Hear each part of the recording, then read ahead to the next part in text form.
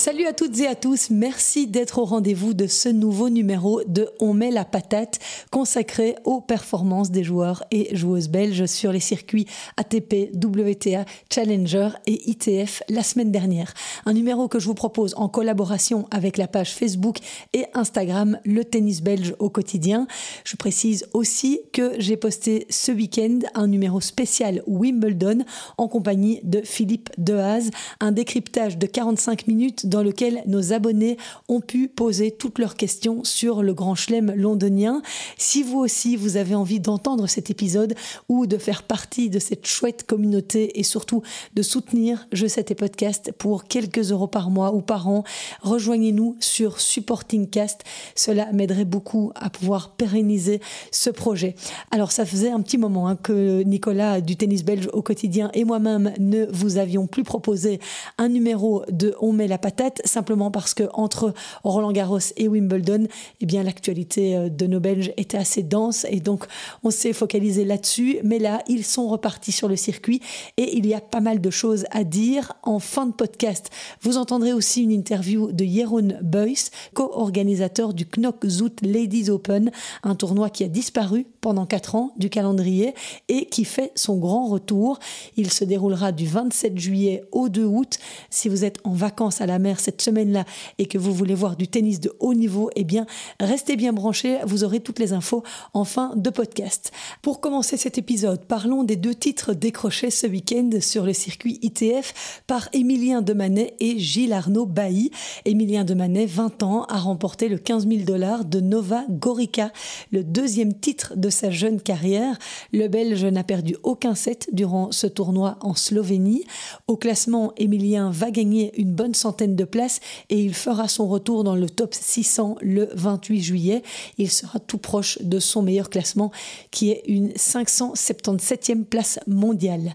De son côté, Gilles Arnaud Bailly, 467e au classement ATP, s'est imposé aux 25 000 $ d'Uriage en France où il était 2e tête de série.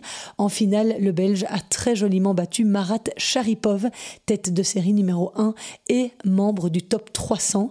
Gilles Arnaud s'est fait un peu peur parce qu'il a mené 6-4 et 5-2 dans la 2e manche avant de perdre 4 jeux d'affilée, mais il a su conclure lors du tie-break. En demi-finale aussi, il était revenu après avoir été mené 6-1 dans la première manche. Gilles Arnaud, il a donc montré beaucoup de solidité dans ce tournoi. C'est son 5e titre sur le circuit professionnel, le 3e déjà cette année. Au classement, Gilles Arnaud va se situer aux alentours de la 400e place mondiale le 28 juillet prochain. Ce sera son meilleur classement. Pour rappel, eh bien, Gilles Arnaud avait été numéro 1 mondial chez les juniors. Il avait ensuite décidé de partir dans une université aux États-Unis pour se former davantage. Il n'a pas encore 20 ans et ce titre va l'amener dans le top 15 mondial des joueurs de moins de 20 ans. Cette semaine, il monte d'une division et participe au Challenger 75 de Tampere en Finlande. D'ailleurs, il sera en compagnie de Michael Geerts, Gauthier Auclin et Kimmer Coppejans. Kimmer Coppejans qui a signé un très beau résultat lui aussi cette semaine en se qualifiant pour la finale du Challenger 75 de Bunschoten en Hollande. En finale, Kimmer a été battu en 3 manches par le Britannique Jan Schoyski, 176e mondial et qui cartonne pour l'instant. C'est son 2e titre Challenger au mois de juillet. Et Kimmer Coppejans a bien failli prendre la porte dès le premier tour dans ce tournoi. C'était face au Brésilien Reis da Silva. Le Belge était mené 6-1, 5-3. Il a dû sauver une balle de match avant de s'imposer en 3-7 et de finalement passer les tours pour rejoindre la finale. Synonyme aussi, et c'est très important, de tickets pour les qualifications de l'US Open. Bravo Kimmer. Au classement, ce lundi, il gagne plus de 40 places et revient dans le top 200. Il est 194e, soit 5e meilleur joueur belge. Et dans ce même tournoi Challenger de Bunschoten, Gauthier Auclin a atteint les quarts de finale la semaine dernière. Le Liégeois y a été battu par Guy Donhouden, 184e à l'ATP. Mais la mission est toutefois accomplie pour Gauthier, qui a lui aussi validé son ticket pour les qualifs de l'US Open. Donc ça, c'est une vraie satisfaction pour Gauthier. Et puis un grand bravo aussi à Michael Geert pour son titre dans ce Challenger 75. Il a gagné en double en compagnie de l'Allemand Tim Ruel. C'est le 3e titre Challenger pour le Belge depuis le début de sa carrière. De l'autre côté de l'Atlantique, Alexander Blocks, 128e joueur mondial, enchaîne les bons résultats au Canada depuis début juillet. Après s'être qualifié pour la finale du Challenger de Winnipeg, il s'est incliné en demi-finale du Challenger de Granby la semaine dernière. Et de nouveau, il a perdu contre le joueur qui l'avait privé du titre la semaine précédente, Liam Draxel, joueur canadien. Ça ne s'est pas joué à grand-chose puisqu'Alex a eu 4 balles de seconde manche. Il s'est finalement incliné 6-4, 7-6. Il continue néanmoins à progresser, Alexander Blocks, et il se rapproche du top 100. Il est 122e ce lundi. Alex poursuit sa tournée outre-Atlantique cette semaine avec le Challenger de Bloomfield Hills. C'est aux États-Unis. Sur le circuit ATP, pour terminer, David Goffin était bénéficiaire d'une invitation au tournoi de Gstaad en Suisse et il a retrouvé le chemin de la victoire au premier tour face à l'Espagnol Martín Landaluce, 138e joueur mondial. Après avoir sauvé une balle de première manche, David s'est imposé 7-6, 6-3, un succès qu'il attendait depuis 3 mois et sa blessure à l'ATP 1000 de Madrid. Malheureusement, David n'a pas réussi à enchaîner lors du second tour face à l'Argentin Juan Manuel Cerundolo, 109e mondial, le petit frère de Francisco. David a été battu en 3 manches alors qu'il menait 7-5, 4-4 quand le match a dû être interrompu. Le lendemain, quand il est revenu sur le court, le Belge semblait avoir une petite gêne. Il ne servait pas à 100% et il s'est incliné en 3-7, 5-7, 6-4, 6-1. Dommage, parce qu'il y avait une belle opportunité pour aller en quart de finale dans ce tournoi de Gstaad. Place à la tournée sur dur maintenant, où David joue cette semaine le tournoi de Washington. Il débute mardi face au Chinois Bu Yunchaokete et Zizou Bergs sera également à Washington 3 semaines après son élimination au premier tour de Wimbledon et sa volonté de marquer un petit break, un petit temps d'arrêt avant de se relancer dans cette tournée américaine. Zizou rencontrera au premier tour le Britannique Dan Evans, bénéficiaire d'une invitation et coaché depuis quelques mois par l'ancien coach de David Goffin, Germain Gigounon. Notre numéro 3 belge, Raphaël Collignon, lui, est resté du côté de l'Europe où il est en lice cette semaine à l'ATP 250 d'Umag et il a déjà joué d'ailleurs ce dimanche son premier tour contre l'excellent joueur tchèque Vít Kopriva. Il s'est malheureusement incliné après avoir remporté la première manche 3-6, 6-4, 6-3. La semaine passée, du côté de Bastad, Raphaël avait offert une superbe résistance au futur vainqueur du tournoi, Luciano Darderi, 55e mondial. Le Belge était revenu à une manche partout avant de craquer dans le 3e set en perdant les 4 derniers jeux. Il n'est pas loin du tout, Raphaël, et on lui souhaite tout le meilleur pour sa tournée américaine. Il y a un petit peu moins à dire chez nos dames. Nos numéros 1 et 2 belges, Elise Mertens et Grete Minen, sont au repos depuis Wimbledon et on va en profiter pour féliciter chaleureusement Grete pour son mariage avec Marie Dils. C'était ce week-end. Elle a posté quelques très jolies photos sur ses réseaux sociaux. Love is in the air. On vous souhaite tout le bonheur du monde, les filles. Sur le circuit WTA, seule Hanne van de Winkel a joué la semaine dernière au WTA 125 de Rome. La Belge a été battue sur un double 6-2 par la Slovène Zidanec, 188e au classement mondial, mais ex-22e. Elle enchaîne avec le tournoi de Palerme cette semaine. Hanne, de son côté, Sofia Kostoulas a dû abandonner au premier tour du WTA 125 de Porto face à l'Australienne Preston. On espère que ce n'est rien grave pour Sofia Kostoulas. Et sur le circuit secondaire au W35 de Casablanca, on soulignera la très belle performance de Margot Maquet. La jeune femme de 23 ans s'est sortie des qualifications et a éliminé au 2e tour la tête de série numéro 1 du tournoi. C'est l'une des plus belles victoires de sa carrière. Elle s'est finalement inclinée en quart de finale et grâce à ce beau parcours, Margot fait un bond de 114 places au classement WTA et surtout elle fait son entrée dans le top 1000 mondial. Enfin, un petit mot sur le double pour vous dire que Sander Gillet et son partenaire pour cette semaine, Jesper de Jong, se sont inclinés lors du premier tour à l'ATP 250 de Bastad. Le Belge et le Hollandais ont eu 2 balles de match dans le fameux super tie-break. Joran Vliegen et Ariel Behar se sont eux inclinés au second tour du même tournoi. Après un très bon premier set, la paire s'est inclinée au super tie-break lors du second tour. C'était face à Pavlasek et Jan Zielinski. Je vous le disais en sommaire, du 27 juillet au 2 août, le Royal Zout Tennis Club redeviendra le cœur du tennis féminin en Belgique avec le Knock Zout Ladies Open, un tournoi de catégorie W35. Il réunira plus de 50 joueuses classées dans le top 250 de la WTA.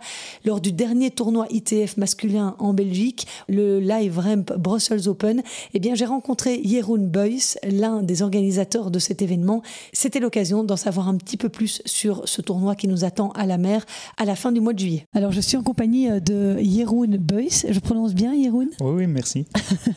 Pour parler justement de ce nouveau tournoi qui va avoir lieu à Knock. C'est le premier en Belgique qui va avoir lieu W35 ?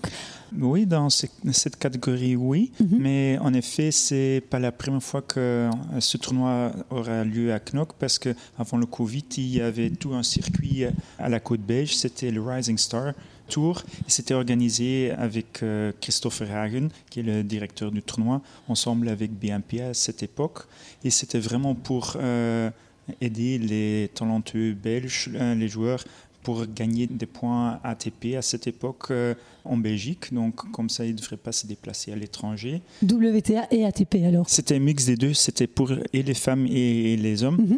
Et maintenant, 5 ans après, il est revenu avec l'idée pour aider les joueuses belges pour vraiment gagner des points WTA en Belgique parce qu'il n'y a que 2 ou 3 tournois pendant toute l'année en Belgique. Ça veut dire qu'avant le Covid, il y avait déjà un certain nombre de tournois organisés ITF comme ça, il y en avait quoi, 4-5 ? Oui, même à une certaine époque, je crois qu'il y en avait 7 ou 8. Okay. C'était Knock, Denberg, Middelkerk, Ostend. Westend aussi. Westend, voilà, juste à côté la plage, donc Coxide aussi.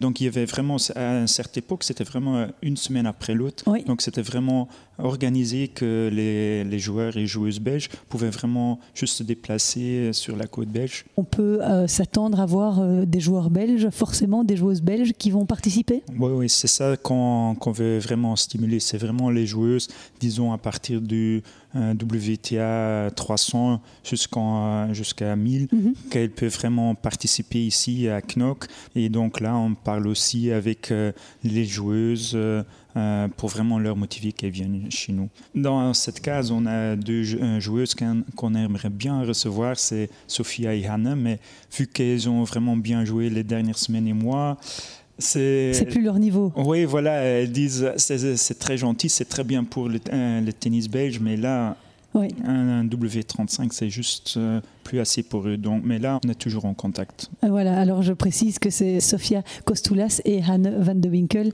qui ont récemment fait leur entrée dans l'équipe de Billie Jean King Cup et qui font de très bons résultats effectivement récemment. Mais c'est très important aussi de pouvoir développer ce genre de tournoi en Belgique. Mais là, on a besoin des clubs, de la Fédé et aussi, bien sûr aussi des sponsors pour en avoir plusieurs.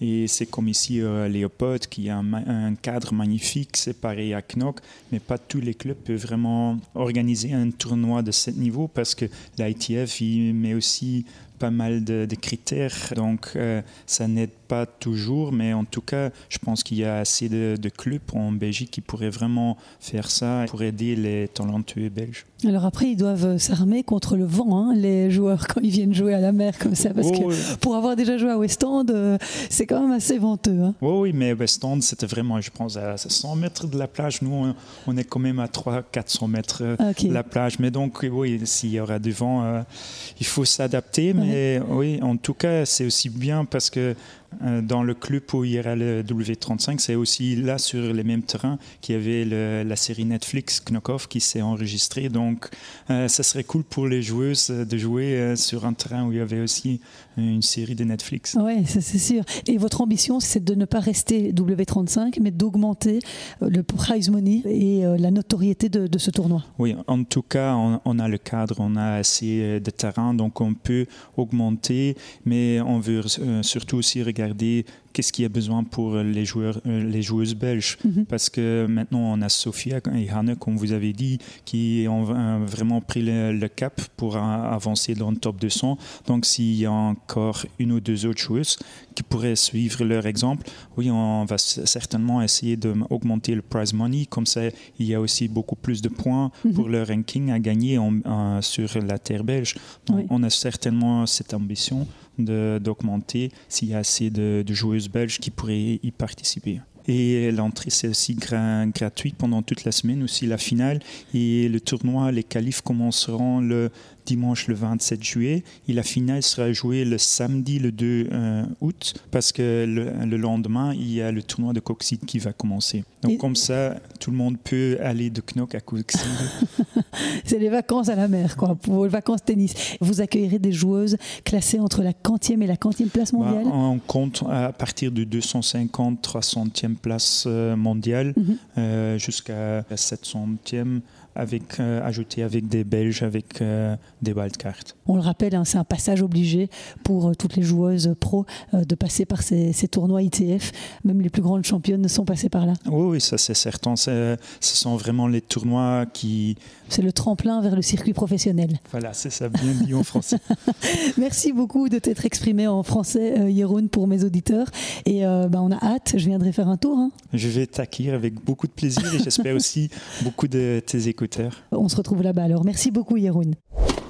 Et c'est ici que se termine cet épisode de On met la patate. Merci beaucoup d'avoir été au rendez-vous. J'espère qu'il vous a plu. Si c'est le cas, n'hésitez pas à me mettre quelques petites étoiles sur Spotify, Apple Podcast, partout où vous passez. Merci beaucoup d'avance. Ça me permet d'être mieux référencé auprès des amateurs de tennis qui chercheraient un chouette podcast à écouter. Je vous souhaite une excellente suite d'été. J'espère que tout se passe bien, que vous performez en tournoi. N'hésitez pas à partager avec moi sur les réseaux sociaux. Ça me fait toujours plaisir d'avoir de vos nouvelles. À très bientôt. Ciao.